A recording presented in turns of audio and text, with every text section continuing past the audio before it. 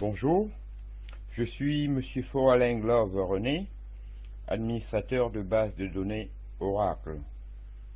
J'interviens en entreprise en qualité de consultant pour la réorganisation des bases de données Oracle, SQL Server, DB2, MySQL et la liste continue. Aujourd'hui, dans la continuité du cours précédent, nous allons étudier la connexion à une base de données Oracle. En effet, l'utilisateur qui décide d'accéder aux données gérées par un serveur Oracle doit tout d'abord établir une connexion à la base de données. La procédure est la suivante. L'utilisateur démarre un outil comme SQL+, générant ainsi sur le poste de travail client un processus utilisateur. Lorsque l'utilisateur se connecte ensuite au serveur Oracle en signifiant un nom d'utilisateur et un mot de passe valide, un processus est créé sur le poste où réside le serveur Oracle. Il s'agit d'un processus serveur. En effet, le processus utilisateur, c'est le processus le plus connu dans la mesure où il est intégralement géré par la base Oracle et par l'outil ou l'application cliente. Il s'exécute sur la machine du client. Il est démarré lorsque l'outil démarre et se termine lorsque l'utilisateur quitte ou est obligé d'interrompre la session en cours.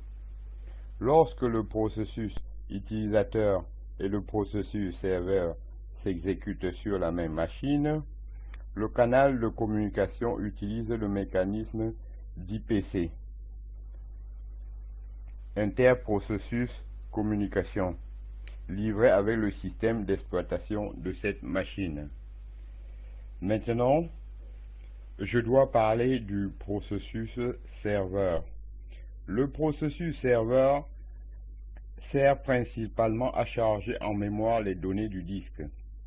Pour permettre à l'utilisateur de les traiter, il existe deux sortes de processus serveurs: les serveurs dédiés et les serveurs partagés. Dans le cas des serveurs dédiés, à chaque fois qu'un utilisateur se connecte, il est pris en charge par un processus serveur. Si 100 processus utilisateurs se connectent, 100 processus serveurs sont ainsi créés et chacun prend en charge spécialement les commandes du seul et même processus utilisateur tout le temps de sa session. L'intérêt de cette architecture est qu'une commande SQL est immédiatement et directement prise en compte par le processus serveur. Par contre, chaque processus serveur occupe une zone de mémoire et utilise la CPU. Dans la configuration des serveurs partagés, c'est un petit groupe de processus serveurs qui s'occupe d'un grand nombre de processus utilisateurs.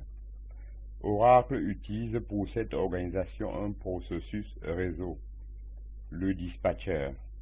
Les processus utilisateurs sont alloués à un processus dispatcher. Celui-ci met les requêtes des utilisateurs dans une file d'attente et le processus serveur partagé exécute toutes les requêtes. Une par une, cette configuration permet de réduire la charge de la CPU et utilise moins de mémoire. Par contre, lors de fortes utilisations de la base de données, il risque d'y avoir des temps d'attente dans l'exécution des requêtes des utilisateurs par les serveurs partagés. En conclusion, j'ai donc terminé avec cette partie du cours concernant la connexion à une base de données Oracle. Merci. Bonjour, je suis